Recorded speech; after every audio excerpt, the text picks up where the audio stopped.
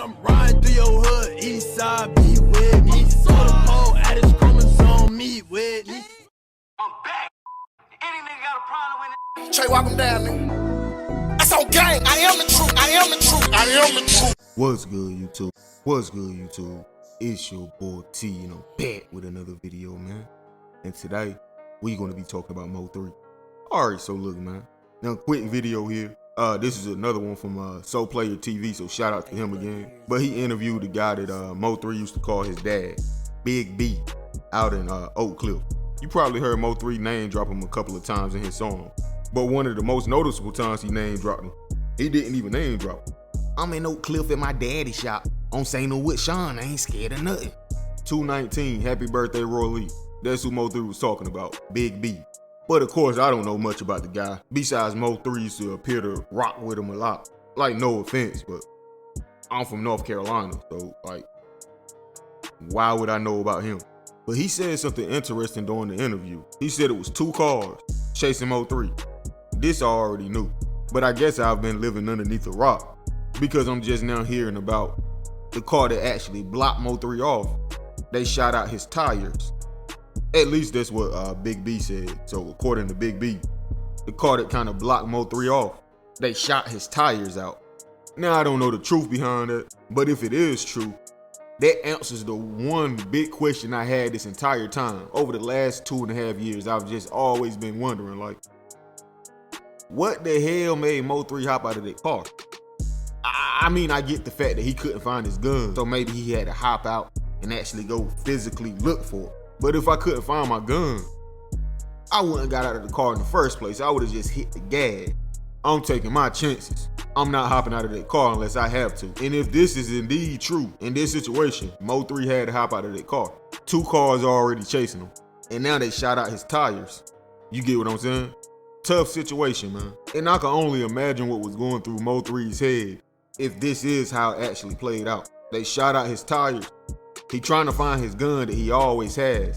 For some reason, it's not in the location he placed it.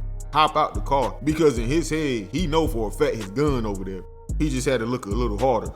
Just to find out, once he got to the passenger side of the car, it's a huge possibility that somebody probably took his gun out of his car without him even knowing it.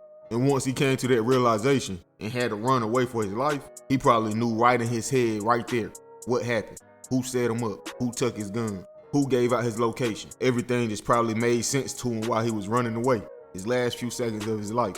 But it was too late. Found out at the wrong time. And that brings me back to this Jossie Banks girl house, right? I'm not trying to bring her back into the situation, but man, for Mo3 to hop out of his car and go inside of her house without his gun actually on him, that's tricky, man. It's almost as if he was told not to bring it in the house with him. I don't feel comfortable around guns. I don't want guns around my kids or something like that. I don't know. But it just baffles me to know that Mo3 knew he had enemies in Oak Cliff. It doesn't even make sense to spend the night over her house without the gun actually inside of the house with him. I mean, who would leave their gun in the car in that situation?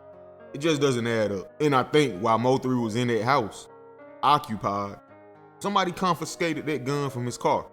Or maybe even misplaced it.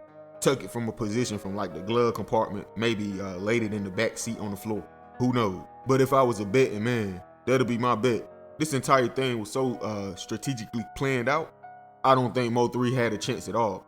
They had too much inside information. Even knew where he placed his gun at. Somebody close to Mo3 contributed in his death. And I can't wait till this trial so we can know for a fact who it was. And I just hope it's nobody I've been showing love to. But anyway, man, how y'all feel about this? Let me know in the comment section, bro.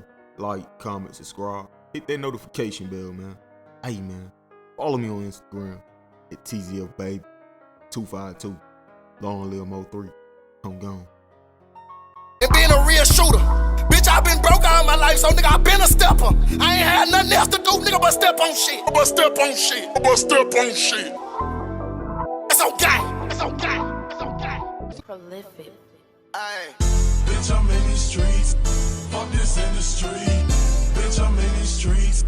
Fuck this industry. Bitch, I'm in these streets.